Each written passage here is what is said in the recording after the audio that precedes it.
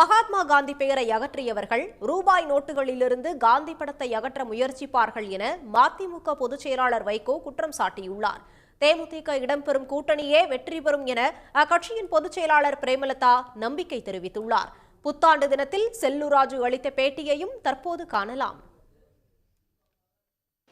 உலகம் போற்றுகிற இந்தியாவுக்கு பெருமை தேடித் தந்து உலகத்திலே அகிம்சை வழியையும் அறவழியையும் போதித்த அண்ணல் காந்தியடிகள் பெயரை எப்பொழுது நீக்கியிருப்பது? இதே நிலைமை நீடிக்குமானால் இனி கரன்சி நோட்டுகளிலும் காந்தியார் இருக்கிற படத்தை அகற்றுவதற்கு முன்வருவார்கள்.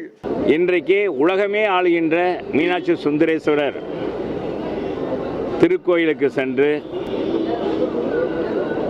குடும்பஸ்தாரோடும் கழக குடும்பஸ்தாரோடும் சென்று மாண்புமிகு முதலமைச்சர் மீண்டும் தமிழகத்துடைய முதலமைச்சராக வர வேண்டும்.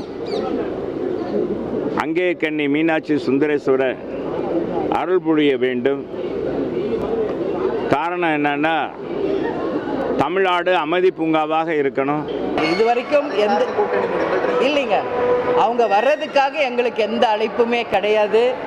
எங்களை பொறுத்த வரைக்கும் தேமுதிகவினுடைய மாநாடுக்கான பணிகளை தான் நாங்கள் செஞ்சுக்கிட்டு இருக்கோம். இது வரைக்கும் அதிகாரப்பூர்வமாக யாரும் எங்களை பேசவும் இல்லை, யாரும் அழைக்கவும் இல்லை என்பதுதான் உண்மை. இன்னைக்கு அண்ணன் எடப்பாடியார் பார்த்தா அவர் பேசுகிற கூட்டத்தில் அதிமுக தான் இன்னைக்கு மகத்தான கூட்டணி அமைக்கும் அவர் சொல்கிறாரு. இன்னைக்கு டிவிக்கே பார்த்தா அவங்க என்ன சொல்கிறாங்க, அவர் தலைமையேற்று வர அனைவரையும் நாங்கள் சேர்த்துக்குவோம், மகத்தான ஒரு வெற்றியை நாங்கள் பெறுவோம்னு சொல்கிறாங்க. இப்போ தேமுதிகவை நீங்கள் கேட்டிங்கன்னா தேமுதிக அங்கம் வகிக்கும் கூட்டணி தான் இந்த முறை நிச்சயம் ஆட்சி அமைக்கும்.